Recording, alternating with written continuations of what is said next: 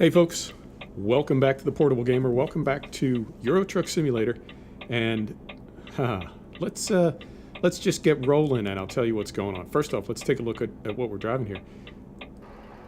Yeah, you remember that plan I had, right? Let me tell you about the plan. Let me tell you how it all went down. This thing, I think, is going to look, it's going to be easier to see. It's going to look a lot better in daylight. So, let's get a map up here. And we're in first. Here we go. So, it always starts with a simple plan. You know that. You know how things go in my world. When we were in the sim last time, we were in northern Scotland in our 4 series. And I had seen... Let me see if I can explain this in a way that makes sense. So, I was on a serial number copy of the game for a long time, and then I got on Steam, and of course on Steam you get workshop support, but I kind of got hooked, like, back in the day. I'm going to go straight and go around the block here because this thing is a monster. I kind of got hooked on the dodgy mod sites. So I have, for the most part, migrated away from that. And I get everything from the Steam Workshop. I actually do get everything from the Steam Workshop now, but I still spend time on, I'll go to the SCS Soft blog, forum, whatever, and sort of keep an eye on some things that are not necessarily workshop items, but they're also not on the dodgy mod sites. So stuff like Grimes, right? Grimes has his own WordPress page, and is that straight? There we go, now it's straight. There we go. I knew something was wrong. Grimes has his own WordPress page, and you know how the dodgy mod sites work. People take mods that other people make and post on their legitimate sites, and they post them on the dodgy mod sites. Well, you don't have to download them there, but they definitely sort of keep you up to speed on what's going on with mods. So what I'll do is I'll see things on the dodgy mod sites, but I don't download them from there anymore. I don't need that on my conscience. You know what I'm saying? Yeah. So we were like right there, but there was no way we were going to make that turn. So I saw that the cast at Carry trailers have updated. And I'm like, okay, cool. So the next time I fire up the game, I see a bunch of workshop mods update. There's a point to all this, by the way. I think I may almost be making sense. I see a bunch of mods update for ETS, and I'm like, oh, okay, I wonder if that's cast. We may hook here. I hope not. I hope not. It's tight. Beautiful. And sure enough, then, when we were looking at trailers last time, game looks pretty good tonight. Oh. Liking this render. I saw next to the Craker icon in the buyable trailer menu, I saw a Carry trailers, and that was never there before. So the thing about like the mod workshop and the Steam Workshop and stuff is you never really know what's going on. Like, you really don't. It doesn't tell you what mods have updated. You just kind of, you know, I mean, you can check them manually in the mod manager, but you know what I'm saying. It's not the end of the world, but it can be a little bit vague. So I saw those at Carry trailers, and as far as I know, Cast is the only person who's really making a Carry trailers, so I guess that's his mod that updated, and now they're buyable. So the plan was, we were in, what, Ullapool in northern Scotland, and the plan was we were going to maybe buy a Carry trailer and then make our way down south in the UK. Head back down south. Right, that's a plan. So I do that. I go when I buy a trailer, I buy in a Carry trailer, but while I'm buying it, underneath it I noticed you can buy in a Carry dolly trailer. And it's like, well, shoot, we don't need that. We don't have a rigid truck. We don't have any way to pull a dolly trailer. Oh, that sign. Did we make it? We made it. Yeah, this thing is a monster. Oh, I'm having a good time, but that trailer is no joke. Right. So we don't have a way to pull a dolly trailer. Yeah, okay. So I buy one anyway, of course. I figure I'll save it for later. But then the other thing I wanted to do, drop my axles. The other thing I wanted to do, we have to get fuel as well, was to do something about our Volvo truck that we had. Because we had a Volvo, it was just like an absolute base model. I think we paid like 97,000 euro for it. And we did that when we lost our Mercedes Antos when we updated to 1.32, right? So I didn't really like that truck. I'm not a Volvo fan. The only Volvo truck that I like is the Ohaha, which is not being made anymore. It's not being supported. Ohaha is out of that. He handed it off to somebody else. Okay, so fair enough. But then I get to thinking, like I do. I wonder if the person that he handed it off to has updated to 1.32.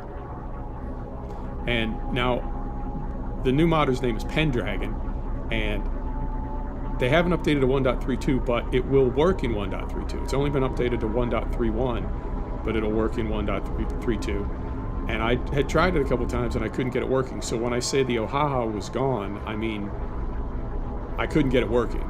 But, I mean, it's gone. Ohaha's not handling it anymore, but somebody is. And regardless, I couldn't get it working. So that's what I mean when I say it was gone. But I figure, why not? It takes me a chance. So I go to Pendragon's store on the Steam Workshop. I download it, and while I'm in his store, what do I see but an add-on to make the Ohaha, now Pendragon Volvo. Oh. That linearity, yo. To make it a rigid. And now a plan begins to form in my mind, right? Because we can have an Ikari dolly trailer, and we can have an Ikari rigid box on a Volvo, and it's the Ohaha Volvo, now Pendragon. You see what I'm saying? It all came together. So I do all that, and now when I bought the trailer, when I bought the dolly trailer, it was like, sorry gangster, you can only put this up there in the dang old Scandinavia. It's a Scandinavian dolly trailer. So when I built this truck, I had to relocate it because originally it was in Reims. I had to relocate it to Bergen, right? And then I got in it, and to test it, we drove it from Bergen to, we're in Lillehammer. We're just leaving Lillehammer, and we're headed to Malmö. Malmö. But this trailer can only be in Scandinavia. However, you know when I do things, I tend to be ridiculous. So when I built this trailer, I built the monster trailer. I have a feeling that if we build a shorter one, or if we convert this one and make it shorter, like lengthwise, that we will be able to take it down into, I say mainland Europe, I mean, I guess Scandinavia is on the mainland too, but you know what I mean. We'll be able to take it into like Europe, Southern Europe. So that's what's going on. We went from a 4 Series in northern Scotland, and we were going to put an Ikari trailer on it, to being in a hot rod Volvo rigid with a giant dolly trailer in Scandinavia.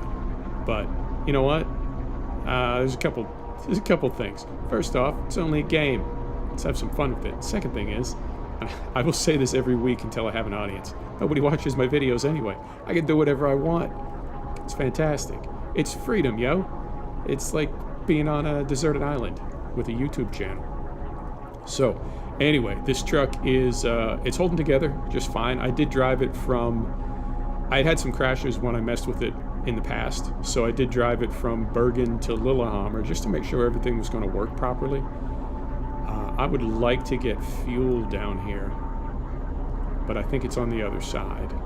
And I don't know if I want to try to spin this thing 180 degrees and then spin it 180 degrees again. Now, it is a dolly trailer, so it'll make some pretty sharp turns, but I don't want to push my luck. It says we've got 338 kilometers in the tank, so let's just keep rolling, and we'll get fuel at the next place we see on our side of the highway. So anyway, that's what's going on. It is Saturday where I am. I'm going to post this on Monday. Normally I would record this on Sunday, but I decided to record it today, Saturday, because today, Saturday, I was going to record some race video. I was going to record some rally. And, oh, it's a scene, man. It's a proper scene. This looks like, this is a big old interchange down here, but then there's nothing there. It doesn't go anywhere, so I feel like this is just a rest stop and fuel. So let's do it. Let's do it. I'm gonna quickly reach over. No, I don't have time. I was gonna try to quickly reach over and grab my lift axles, but I can't get to them.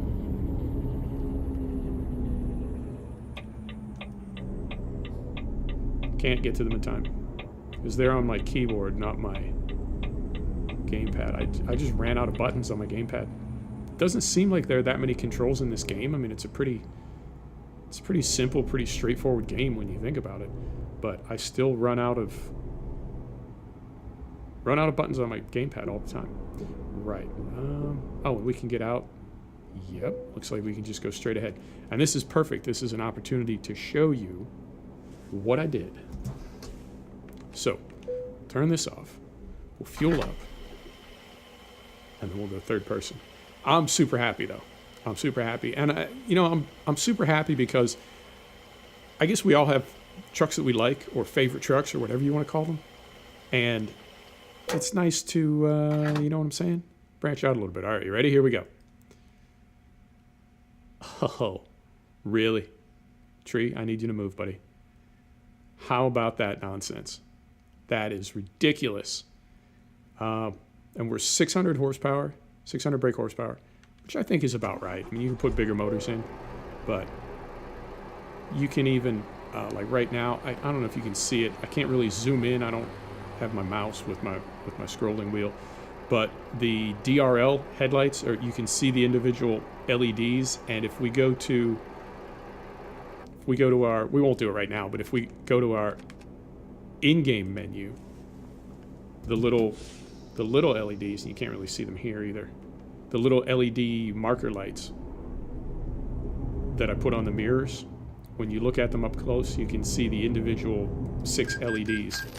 It's a crazy amount of detail in this truck and in the accessories that come with it. So, super happy. I was saying we tend to use the same vehicles.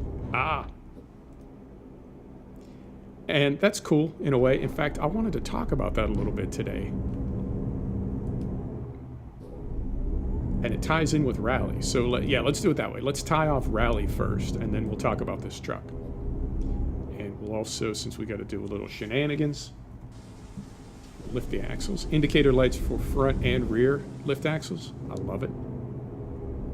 So I was going to do some rally today, and I had decided rally, I mean, it's really working for me lately. I think it's because the weather's changing. It's getting to be fall, and that just always makes me think of rally. It makes me think of rally, and it makes me think of cyclocross. I used to be a big mountain bike racer back in the day, and it was weird how as soon as the leaves started to change, and as soon as you had those first few like rainy fall days, it immediately started to make me think of cyclocross in either competing or watching, which is, if you've never watched cyclocross, it's a scene, man. You go stand out in a muddy field in the rain and watch people come sliding by on road bikes, essentially. There's stuff called embrocation, which is like, I don't know how to describe it. It's like, it's a warming stuff. It's like a balm, like a salve. And you rub it all over your legs before you put your tights on. Sir? Whether you're watching or racing, it's pepper. It's got like capsicum in it, hot pepper. And you rub it on your legs, and it doesn't burn, but it's like hot, and it draws blood up to the surface and keeps you warm. So you rub the embrocation all over yourself, and then you make yourself a little thermos of, a little vacuum flask of rum drink, and you go stand out in a rainy field and watch people ride bicycles. That is cyclocross. It's a good time. Or you compete if you want to get down that way. So In the same way that fall makes me think of cyclocross for bicycles, it makes me think of rally for cars. So I figured I'd rally a little bit, and I've been doing career mode in all of my rally sims. I call them sims, I have to say, particularly WRC7. They're kind of arcade games. It's WRC7 is the most surprising because that's like the official rally game, like FIA or WRC or whatever. That's their official game, and it's a cartoon. It's fun, but it's not nearly as realistic as either Dirt 4 or Dirt Rally. And Dirt 4 gets a lot of crap for not being realistic itself, so you can guess how not realistic WRC7 is. But I've been in career mode in all of those, and I've really been enjoying that. And I've realized the reason that I like career mode in Rally is because you don't have to deal with AI. I think that's... I should have left my axles down. A moment. There we go. I think that's why I like... because I don't really do career mode in any other race sims. I have in the past, and I haven't really liked it. I think it's because of AI. But you don't have those problems in Rally. It's just you sort of versus the track. Like, you put up your best time. And I've been really climbing the ladder. I'm in the Professional Cup in Dirt Rally. And I'm in my R license and the Advanced Historic races in Dirt 4. And I'm doing pretty good. I got the controls sorted out. Everything is, you know what I'm saying? Now, I said a couple videos ago, I said I'm a little bit concerned about definitely live streaming Rally, but even recording races for Rally and posting them on the tube. I mean, I'm not looking to, like, set any records. I'm not looking to be the greatest sim rally driver ever. But, I mean, like these videos, like these truck videos, I don't need to do like the most amazing things ever, but whatever it is that I'm doing in here, I need to do it well enough that somebody who knows the game can watch one of my videos and be like, all right, that guy seems to know approximately what he's doing. You know what I'm saying? I don't want to be like a total... I don't want to be like a total Grom, you know, just making a mess and bouncing off things and, you know, have my mods all screwy, and, you know? So I should have slept at that fuel stop. Didn't even think about it. All right, I think we got a minute. Maybe we'll find a place outside of town. I do this all the time. All the time. You know I do. So I don't need to be the greatest rally driver ever, but I'd at least like to represent. And I feel like, you know, from what I've been able to determine the past few weeks and from the couple of test videos that I made, I was like, yeah, I could put this up. I can feel comfortable posting these rally videos. Not the best, but, you know, I have my moments. It looks pretty good. And I got everything fired up to record this morning, and it was just a disaster. Like, the first location was Wales, which is, it's interesting at best. It's, like, dark and slippery, and you go, like, down into the woods. It's beautiful. I love it, but it's not the easiest thing. And a rally is, what fascinates me about rally is, like, if you get the tiniest bit, like, if you lose your focus, you don't get it back. And I feel like on road courses, if you have a bad corner, if you bobble a little bit, you can kind of get it back. We're getting some hitches and stalls here. I don't know how I feel about that. So in rally, I find that not to be the case, particularly in places like Wales, and particularly in places like Sweden in the snow. You know what I mean? Like, once you start bouncing off those snowbanks, forget it. Or at least for me, forget it. I can't get my composure back. It is extremely frustrating. But it also doesn't make for a very good video. So Wales, first stop, Wales, disaster. All right, so I turn off all the recording rig. I say, that's fine. We're going to pick it up from Sweden. Next stop, we're going to pick it up from Sweden and be like, hey, folks, welcome to, hey, sir. We're going to pick it up from Sweden, right? And I'll just call it like, this is the second stop on the calendar. Forget all about Wales. You know, you'll be able to see my position, like how I did at Wales. But you won't see the suffering, right? So that's my plan. And then I get to Sweden and the same thing happens. So I'm like, all right. So I did like one stage. It was a disaster. So I turned off the recording rig, and then I totally nailed the next 6 stages. Next 5 stages. What, are you kidding me? Is some kind of a joke? Oh, so frustrating.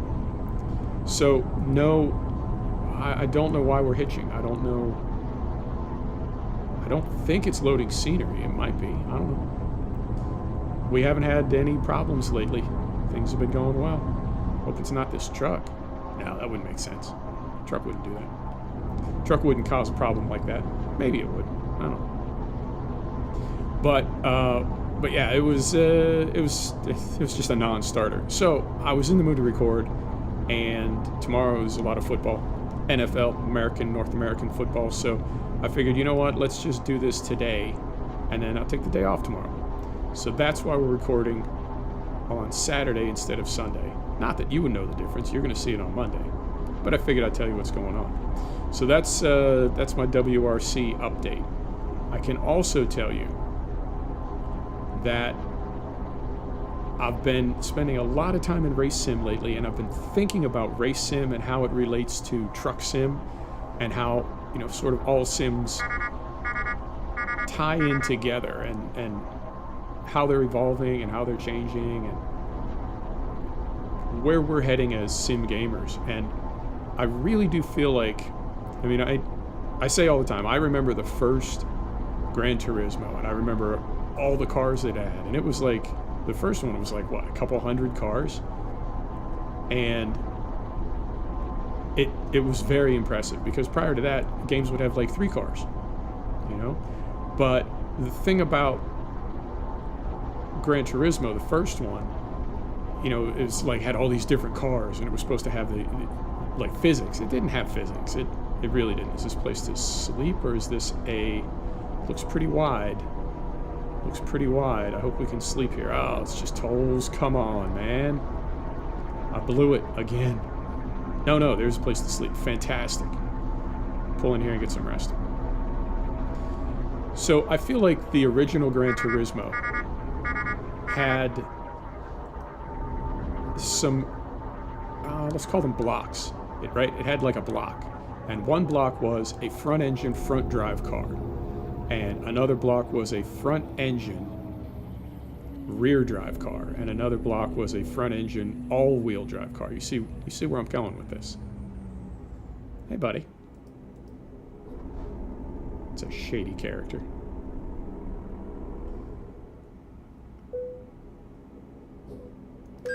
Alright. Get a good gear here. And I think...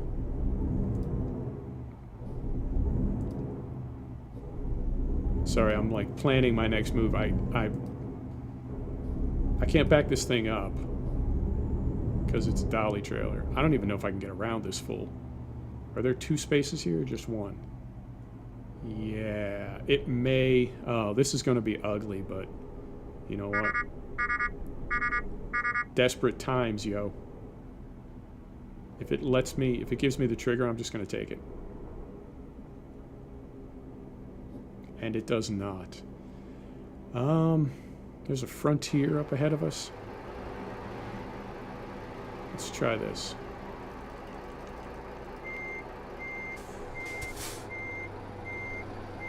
I think maybe I'm just out too far.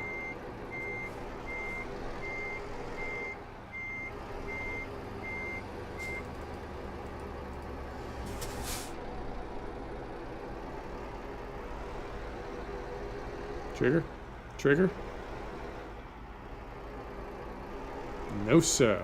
Alright. Well, while we got a traffic jam over here, let's head up to the frontier. If there's nothing at the frontier, the next time we fall asleep or start to doze off, oh, sir, then I'll go ahead and turn off fatigue simulation. I hate to do that, but I hate to wreck my truck more. So you see what I'm saying about original GT? Like, it didn't have... There was no difference in handling between a front engine, front drive Toyota and a front engine, front drive Honda. It was just a basic front engine, front drive model. and so forth. And now they are more specific, I think, across all sims, as far as the fact that different cars handle differently, and front engine rear drive BMW has completely different performance than a front engine rear drive Mustang or something. Is that another? Yeah, okay. Didn't have to turn off fatigue sim. So I like that level of detail, but it cuts both ways, because how it's sort of come back at us is, back in the day, you could pick any car you wanted because they all sort of handled the same. My voice is going, by the way. Of course it is.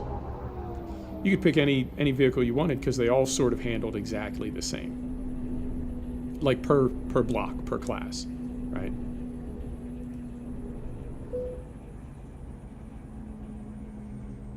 Now, if it doesn't give it to me here,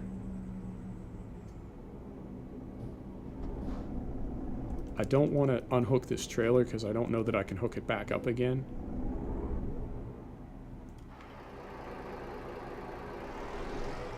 And I think that's the... Oh, screw it. Let's just unhook it and see if it gives it to us. My man.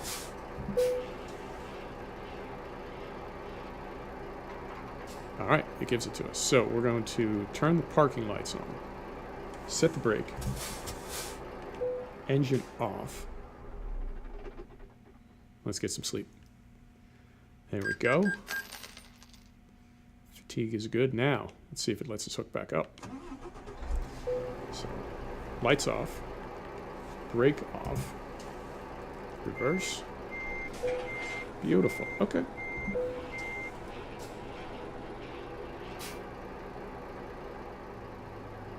right through there. Right through there. Okay. So I feel like the number of cars that we have access to in Sims now kind of cuts both ways. Because before you could pick any car that you personally liked, and they all sort of handled the same. But now, if there's a car that you personally like, and it like doesn't suit your driving style, you may not want to keep it. So it's, you see what I'm saying? Like, for all the cars that we have right now, you still only sort of pick one, and that's your car. So it's, I feel like it's come full circle, I have to say. And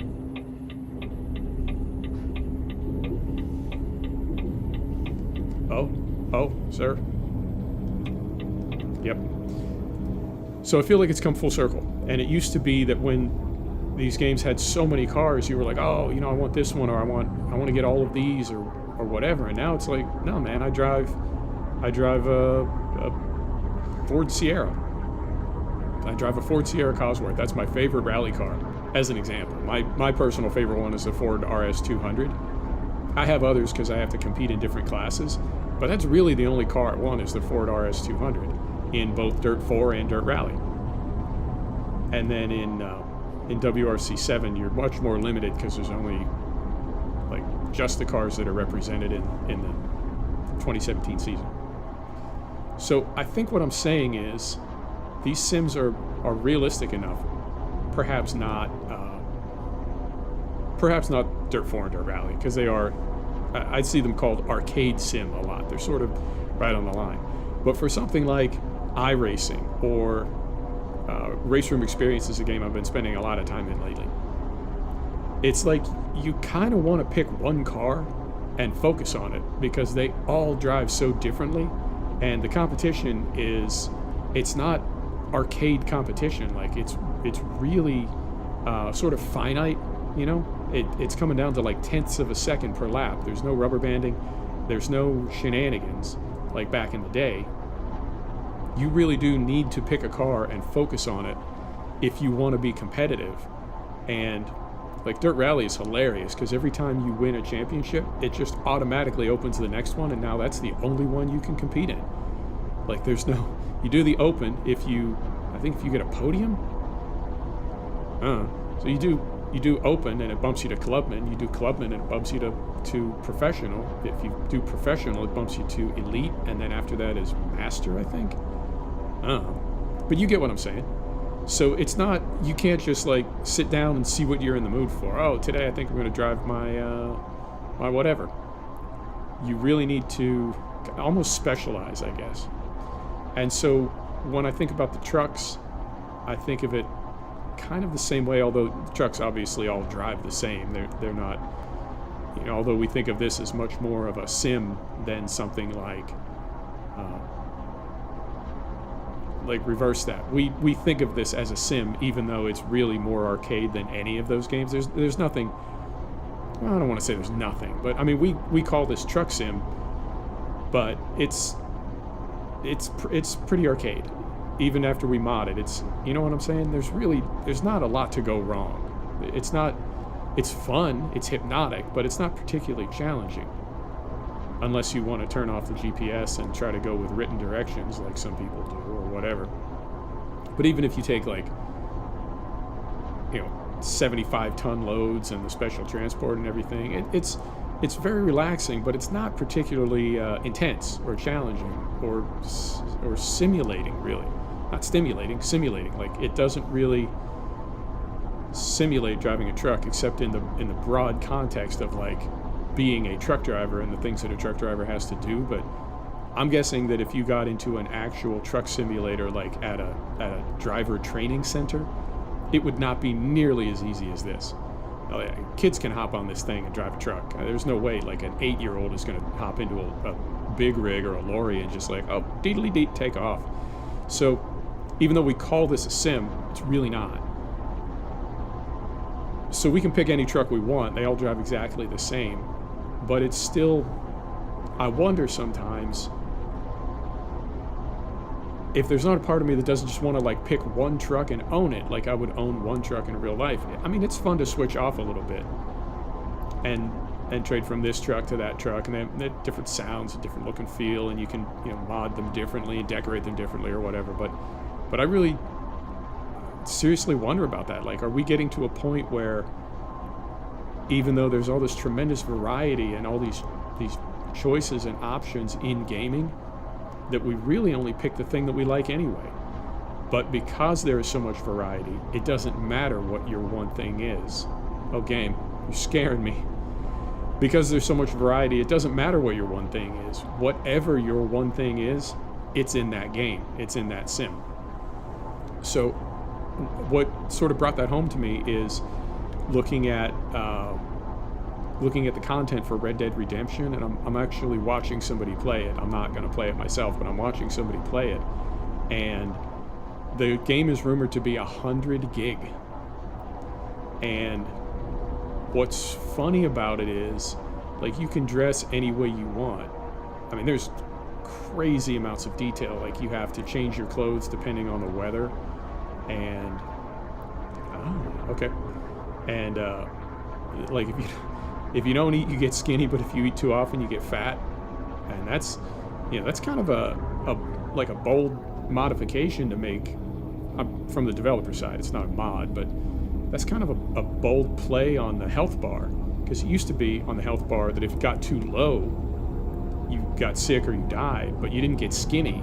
Your character model didn't change and make you skinny. But I guess it's fitting that if not eating enough makes you skinny, then eating too often makes you fat. So there's a lot of detail like that, and you have to clean your gun, you have to clean your horse. You pick whatever kind of horse you want, and I think that Rockstar was having a little bit of fun with this, because your horse has, when you go shopping to buy a horse, it's got exactly the same characteristics as when you go shopping for a car in GTA. Speed, handling, right? Stuff like that. And then you can pimp your horse, saddle you want, saddlebags and tack and bridle and everything. And then you can tune your horse by interacting with it, by bonding with it. So there's a ton of personal details, personalization, I guess, that you can do in the game. But if there's a particular way that you want to dress, even though there are tons and tons and tons of outfits, you're just going to go with one. I mean, obviously you can switch it off as much as you want, or as much as your character can afford in-game. But you know what I mean? If that's the way you dress, that's the way you dress. And I guess that's been a component of avatar building for a while. But I feel like it's hitting peak Avatar, maybe. Is that right? peak. These hitches are really messing with me because I feel like the game wants to crash. I don't know why it's doing that. It's doing it constantly, and I don't know if it's loading scenery. I don't know if it has something to do with this truck. I don't know what the cause is, but it's really making me nervous because I feel like we're about to crash. So if we do, I'll just pick up from where we left off and just edit back in, because after what happened yesterday in ATS, I would hate to waste another episode. But I mean, I could just be speaking for myself. Well, obviously I'm speaking for myself, but I feel like that's a trend in the industry, that rather than having a ton of things to acquire in a game, that we're going in the opposite direction and just acquiring one thing that is very specific or very meaningful to us as a player, or us as a profile, or you know what I mean? Because some people, when they play a game, they are themselves. Other people, when they play a game, they are their character. But you know what I mean. So I don't know if you can see that happening. That is new. It's never done that often. I don't know if like Windows is updating in the background or something. I don't know, man. I don't know. Every day it's something in PC world. So I guess what I'm saying is I think we're going to max out on 5 trucks in ETS. We have 3 right now. We have the new Scania, the old Scania. Now we have this Volvo. I think we might get a Mercedes and a DAF, or a DAF and an MAN. I don't know. But I don't think I want to buy, 50 trucks. And I may sell some trucks in ATS because I think we have 7 or 8. Some of them are kind of redundant and didn't really need them, just wanted them. So I think maybe we'll sell some trucks until we have 5 there as well. But I guess that's my way of, I'm trying to be a Buddhist. I actually am trying to be a Buddhist. What's funny? Tangentially, sidebar. What's funny is every now and then, I don't like lead with that. I don't like walk into a room and like, hey folks, I'm trying to be a Buddhist. It's not how I get down. But every now and then it comes up, and it's curious to me that periodically when I mention it to somebody, not every time that I mention it, but periodically when I mention it, that other person will immediately come back like with all kinds of intense questions, like, are you on the Eightfold Path? Are you like what? And it's like, man, it's not a contest. It's not, it's not. This isn't The Bachelor, I'm just, I just mentioned something in passing. I'm not trying to convert you or get into a brawl with you about like who's a better Buddhist. People are funny, man. Endless entertainment. But I am a Buddhist, and I'm trying to be very mindful of acquiring things and materialism. And for a while, I thought in gaming and particularly with mods, most of them being free, part of me was like, oh, you know what? This is a healthy outlet for, I guess I don't want to say desire, but like on some level, biologically, we're drawn to creating surplus, like that. Back when we lived in caves, our DNA told us to make surplus because surplus equaled survival. Surplus equaled life. If you could build a big pile of firewood, that feels good. Well, the reason that feels good, the reason that makes you release dopamine is our DNA evolved to appreciate things like a big pile of firewood or a bunch of salted meat. Not eating salted meat, but like seeing it as surplus, because that's how you survive through the winter. The same way that we're genetically sort of programmed to appreciate the high ground. The high ground is a tactical advantage.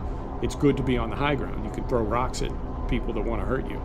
So when you get to a high place, like a cliff or a mountain, there's that release of dopamine.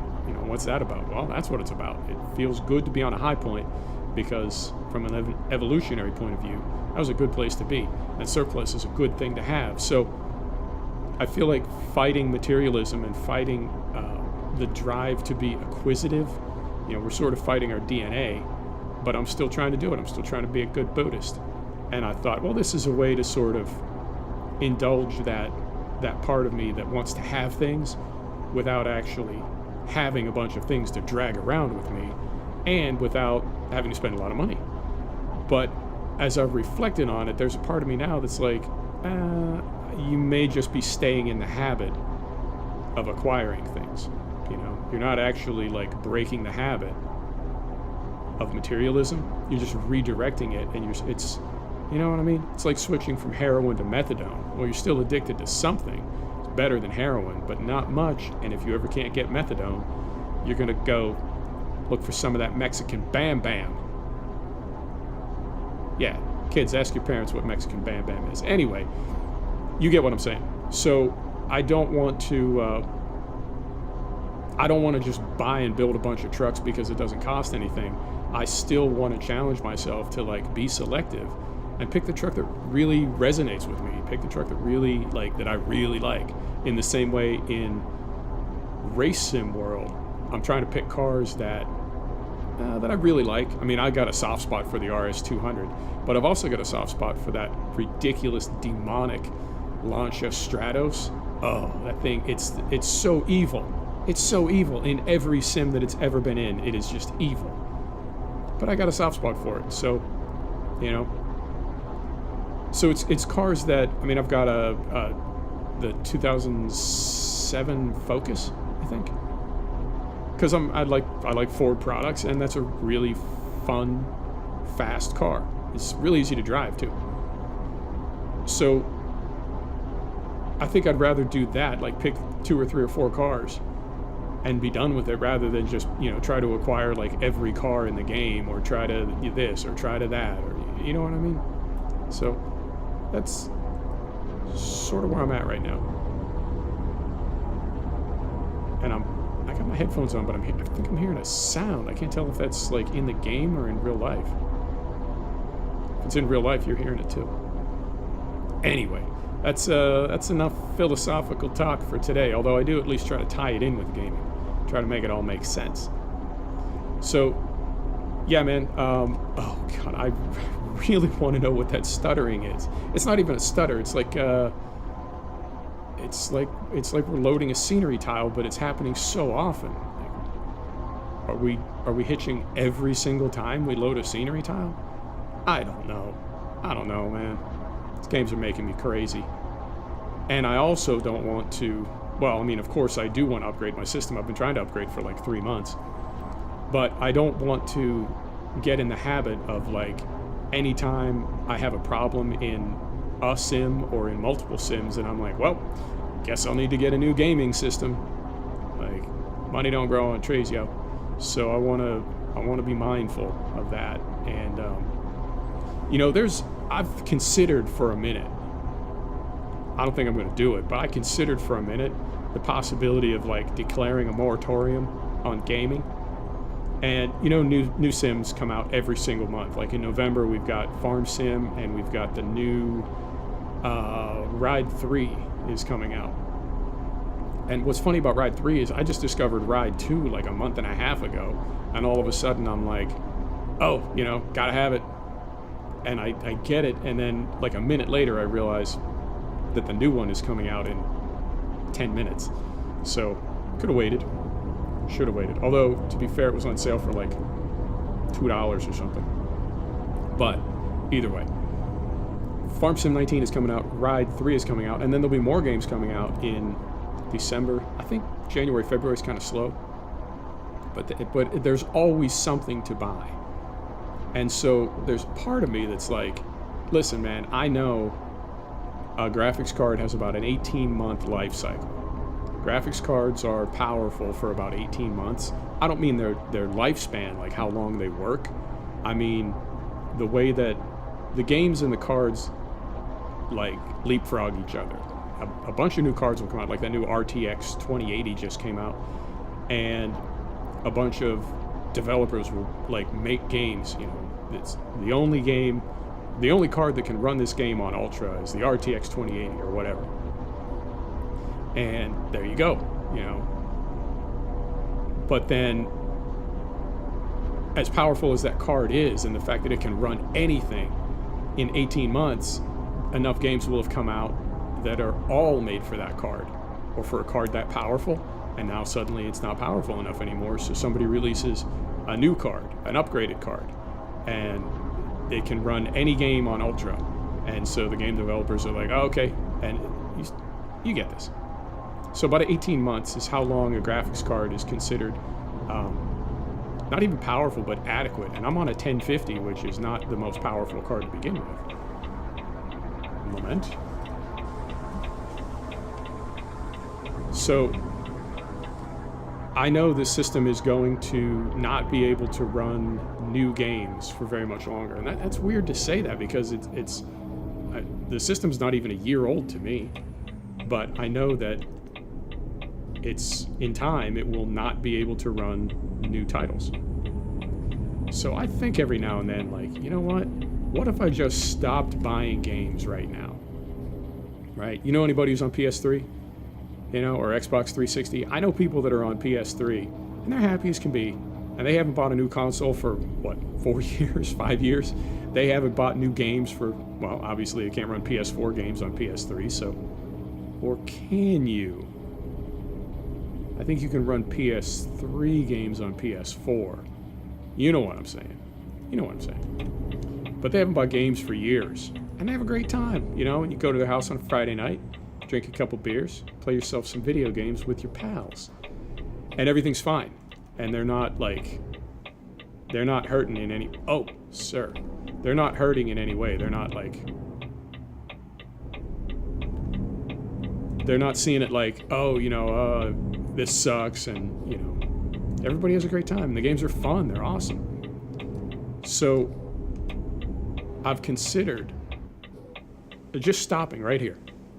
Like with the Sims that I have now and the system that I have now, what if I just stop? You know? Or even say 12 months. I'm not going to buy any Sims, and therefore I won't need to upgrade my hardware for at least 12 months. Yeah, let's do that. And I mean, I'd like to. I'd like to. And the thing about trying to do this YouTube thing is you can't do that. The only content that really seems to resonate with people at this point is new stuff, which is okay with me. It gives me an excuse to buy new Sims. And the great thing about Steam is just wait a few weeks. Whatever it is that you want, like, it will go on sale. You will get a fantastic deal on it. So I don't know where I'm at with that. I mean, obviously I want a new system, and I think at some point, if I continue buying new Sims, I think at some point I will, like, trap myself into, like, I have to get a new system now. My current setup, where's the my current setup will not. We're gonna make it. We're gonna make it. My current setup will not run this new Sim that I got, or it won't run it well. So, thought about it. So here's what I want to do. I'm going to get us parked. We're going to get this load dropped off. We're going to see how we're doing on time. See how we're doing on money. We got 4,000 euro. Oh, but we're about to deliver. We'll get a couple bucks. And then, I'm curious if I shorten this trailer, if I can take it across the, you know what I'm saying? Somewhere beyond the sea. I don't think it's going to give it to me. Nope. Maybe. Maybe.